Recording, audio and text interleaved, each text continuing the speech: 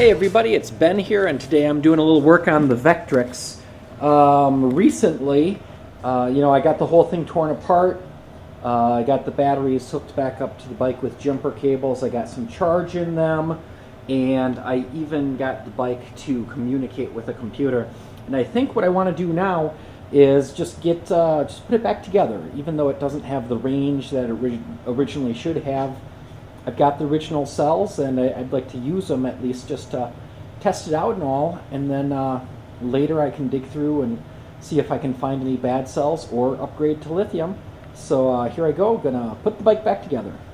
I also just realized that today is the last day of February, and so this is actually the last day I could legally ride this motorcycle on the existing plates.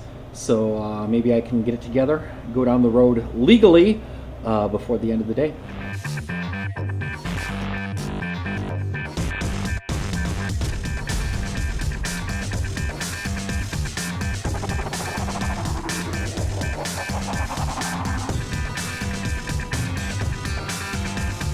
Now what I'm doing here is I'm completing the battery pack connection, which takes place in the middle of the pack. And I'm using a light bulb as a resistor to pre-charge the capacitors in the motor controller. You just see the light bulb come on for a moment. And then right after that, I'm plugging those two halves of the pack together to complete the circuit. So far on reassembling the bike, it's a little bit of work to get the two halves of the battery pack in. But then this big cover was the next thing. What I did was I put the front in first, squish it up good against that gasket.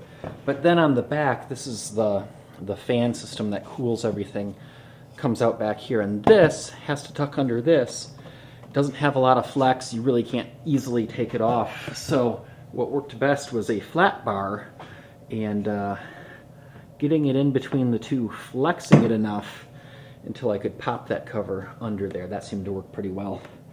So now I got to put in all the screws that hold the cover on over the battery, and then right here, this is the power for the fan that's inside there. So we'll plug that in,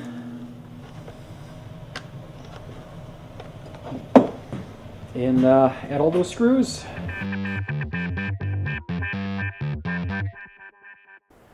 Okay, here we go. Here's the Vectrix. I got the batteries back in. I basically put it all back together.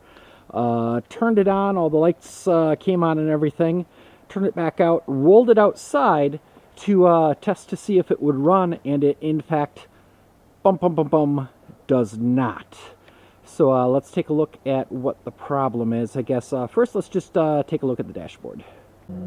Okay, this is going to be challenging to hold up a motorcycle, a video camera, and everything else all at once, but I'm in the driveway. I turn the Vectrix on, give it a second, the speedometer animates, and then we've got our two gauges. On the right, the battery gauge is showing about a little bit less than half full, and on the left, it is 2:44 p.m. It's giving me an estimated range of 21 miles, and I've got 1,005.5 miles on the odometer. And then, of course, the, let's see, kickstand is down. I'll put the kickstand up.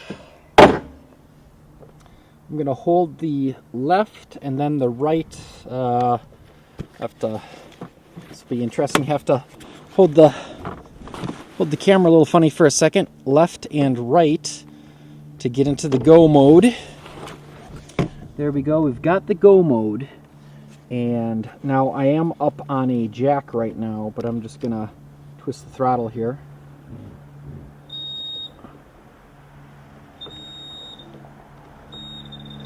And if I try going into reverse, whoa, that was different than last time.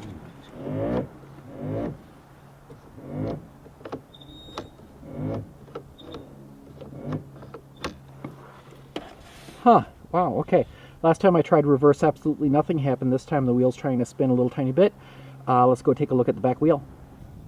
Okay, I'm trying to do a few things here at once, so I can't do better camera operation than this, but I'm holding the motorcycle balanced on this jack And I've got the one hand on the throttle. I'll give it a little twist to forward. If I just go a little bit, I just hear like a fan kick on. I'll do that plus a little more. I get kind of it sounds like a chirping coming from the motor controller. Kind of a little chirp, chirp, chirp. Now I'll try reverse. Okay, and back to forwards again.